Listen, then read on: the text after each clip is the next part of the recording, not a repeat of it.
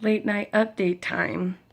I had a really cool realization today that the reason I'm feeling a little stuck-a-reno is because I haven't made stuff. I haven't had to make time in a hot moment. So I was looking at some videos and I was like, wow, I've actually been taking a lot of videos. I just haven't posted them. And that's fine. Whatever. But hey, what's up? My fingers look horrible. Oh my god. So I'm trying to do nail polish because I really want to stop chewing my nails. And I'm doing this like theory where if I put on the nail polish and I like kind of watch which nails lose the polish, then that's the nail I'm likely to chew on. So this one I didn't touch, you know? Anyway, so hi. I started school on the 19th of August and I love it so much. And I'm just really happy. I keep saying this. I'm just really happy that I did not listen to other people telling me that going back to school is a bad idea. And I just did it. I'm just so happy that I said I'm going to do it, because every time I would think about what's next, I couldn't help but be like, I want to learn, and I know I can learn anywhere. But the thing is, like, with Amplify and Earnest Movement and then all the dance stuff I'm doing, I was like in almost like a plateau where in order to move forward in She Opened Uncaged to Love Herself, the women's project that I'm working on, Souls, in order to do that, I had to start doing something new. And for over a freaking year, I have been contemplating school and kind of trying, and as you guys know, I recovered from a concussion starting back in January. And so, like, just, I kind of feel like all these different experiences culminated into me really kind of knowing that this is what's right, but also knowing how the F to do it. Like, so I didn't feel intimidated by the process of doing FAFSA or by, like, basically asking for a job on campus or anything. And I can't even, like, fathom how perfectly it's all come together. And it really is about timing. And that quote that I am annoying about, but it's really one of my favorites. Everything happens. No, let me say that over. Everything takes time. No, that's wrong. Rewind.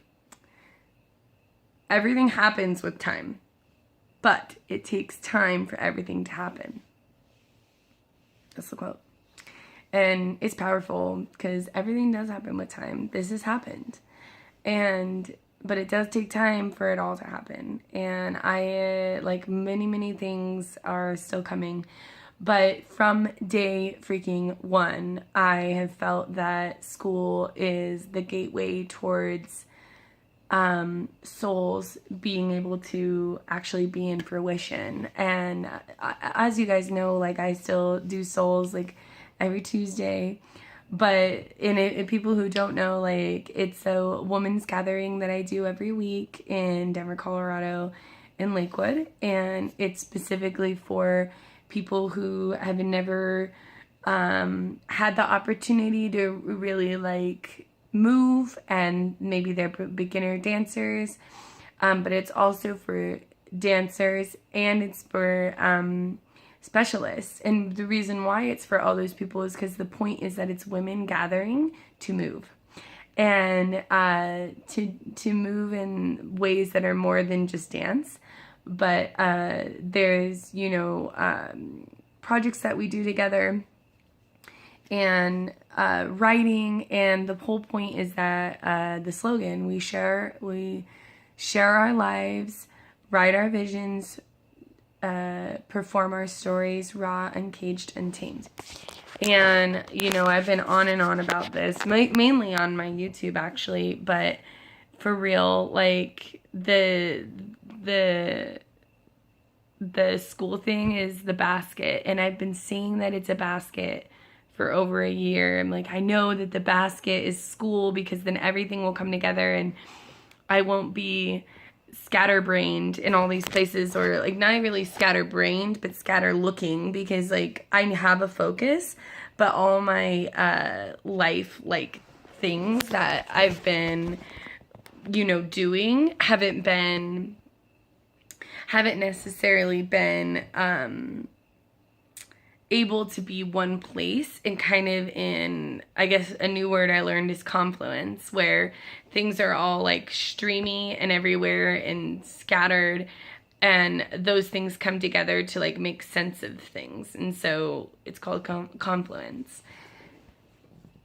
And I feel like school is kind of a place where, because it exists, it's a basket for the things coming into confluence, because I get to take classes and learn and grow and become so much more technically sound, but also academically sound in dance.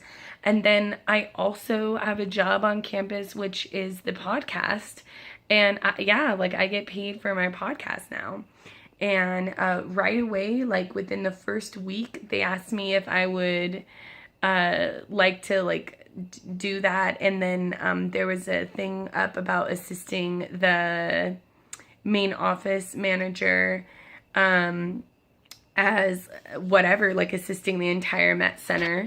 And I was like, that's what I do. I assist artists. So... And she was like, well, send me your resume. And I did. She didn't even interview me.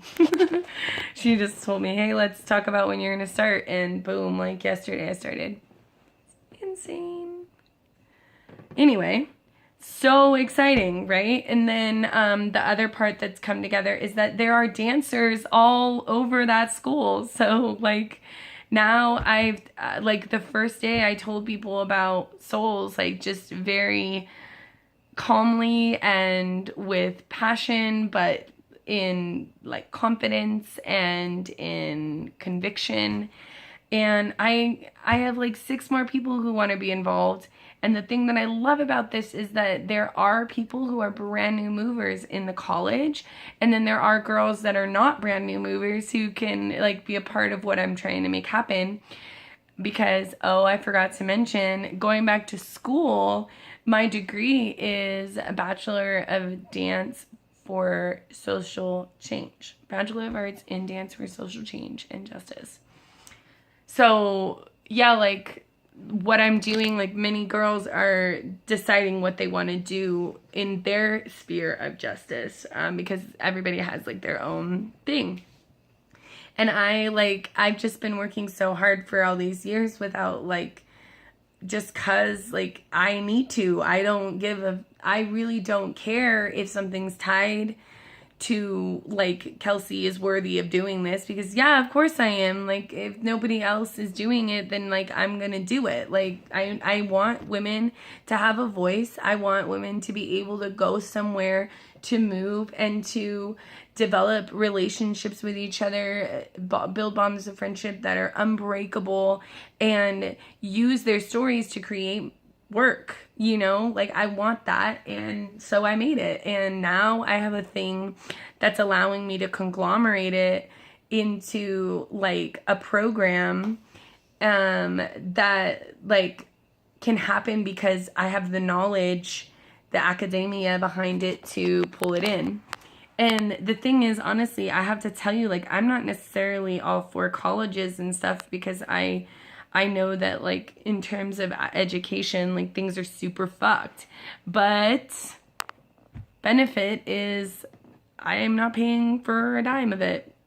Like, and that was something I had determined that needs to happen, because I do really believe in free education, and so I am on scholarship and grants, and so, yeah, like, I can get this education that I really, really want and utilize it for world peace in the sector of women and the transformation of our hearts and our minds and our understanding of life and what we're worth, but also, like, the newest section we're on, to love. to love. She opened Uncaged to Love for Self.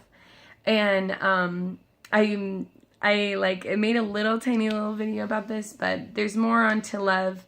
But we're in that section now in the first season that has ever launched. We have 3 women that just have massively done transformation. And they're totally the guinea pigs, totally the pioneers. And it's awesome. And To Love for Self is the last 2 sections. And this is when we get into the nitty gritty of performing. And I have a date. That's the other thing. One of the classes I have requires you to be able to identify the production of your dreams and pull it together. There you go. Now I have accountability in this goal, and it doesn't get to just like hang out for years and years. I gotta freaking do it. So here I am. And yeah, so school's been amazing, and I got totally distracted from posting things on, at least on Instagram, for what's been going on. So like all of August, I was very busy, but here I am in September, and I'm getting really amped up about what's going to be going down. And yeah, so this Sunday is orientation for the next section of Souls to launch. And To Love for Self has a lot of different aspects to it. But if, you know, like the processes of what that's going to turn into has been really fun for me to sort of think about and start to like word. And so I did realize that to love it's not necessarily the love for self. It's actually to love for the self. So yeah, basically to love is like giving unconditionally, so no expectation for a return. And it actually isn't for you, it's for the other person. So regardless of if that's a woman or a man or a non-binary person or someone in transition, whatever it is, it is about the fact that you have opened your story. You're uncaging all the shit that needs to come out. And now you're aware enough to really dig into the skill set or the mind mapping or the intentional living of loving. And that's what to love is. So you're learning to love, and you're doing it not like love self, love self, love self. Instead it's to love, so that direction for the other person and for the benefit of the person. And then for self is you know, like, because I do that, I grow. And because I do that, I am actually so much more rooted in that giving is part of gratitude. And it actually gives, like, it is of preciousness for self. And so that's still in processes of kind of developing where that's at. But I just felt like I really needed to do a little update and say hi. And yeah, I can't believe it's September. And you know, lots of things are going the direction that I said they would be going. And then some things are not. And that's beautiful because we're imperfect and imperfection is necessary. And yeah, but I'm still very happy. And I think that that's a really important thing, is when you can love yourself like that and you come to the point where it's not, that looks so funny, my leg. You come to the point where it's not, nothing outside is dictating the way that you feel on the inside. It's pretty powerful stuff. So yeah, like, even though something is happening in my personal love life that's like, whoa, wait a second. I somehow am, I feel like very strong in my stem of the flower that I am. And that person is recognizing that I'm not worthy because somebody is in love with me or somebody is with me. I am worthy because I exist, and I am worthy because I am who exactly I am, and nothing else adds to that. It's all, I mean, nothing else like can take away that, you know, like I've talked about before, that you are 100% and everything else is extra. So you never get lower than 100. The other shit's bonuses. But there is such a wonderful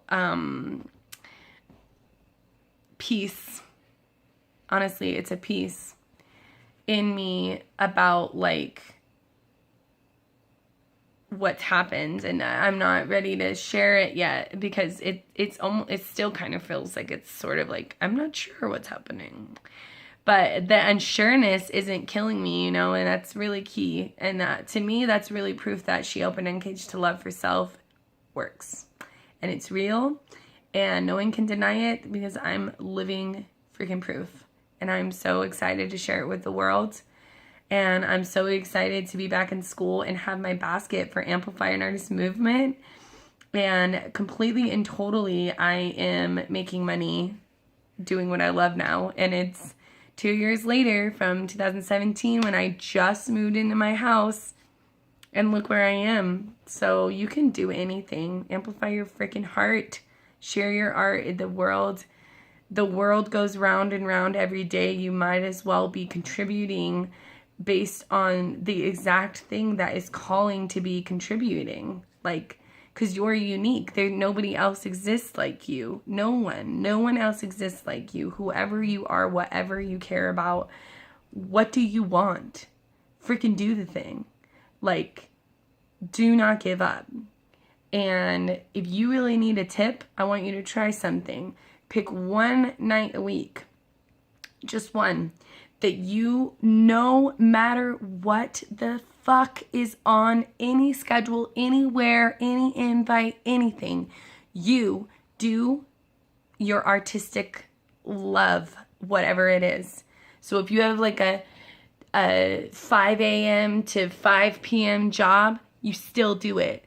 Whatever it is and however long you want to. But that night is dedicated to your art. I promise you, if you consistently do that every single week, the more that you allow yourself, like let's say it's painting, the more that you allow yourself to just like paint for a little while on that night, every single week, the more that you're going to be like empowered in like that day and be like, oh, I have this idea, and then like start creating your thoughts, start developing your thoughts into like output for ideas on like what you can do to impact and all kinds of shit, you know, like that's really, like I've told you guys before, that is what I did. I picked Tuesday and I did not give up. I didn't even think of it as like, don't give up. It was like, I will do this, period. I will dance on Tuesday nights. Otherwise, I'm going to fucking die, because I was doing an 8 to 4 job that was like, it was pretty much mindless, but it was also like just so difficult. And I still value that job till this day. But I understand where you're at. And I promise you that one tip changes the fucking game. It changes the fucking game. Because no other night do you have to feel like I need to be doing something else. Instead, it's like, I know that on Wednesday, that on Monday, that on Tuesday, whatever day it is, at 7 o'clock, I begin my making. I begin my creations, my making. So make it.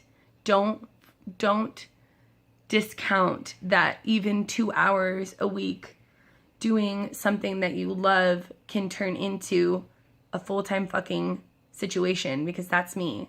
And it's not even full-time, it's actually part-time, but the part-time is enough that I am making what I need to per month. So can you imagine that? A part-time gig that you fucking love.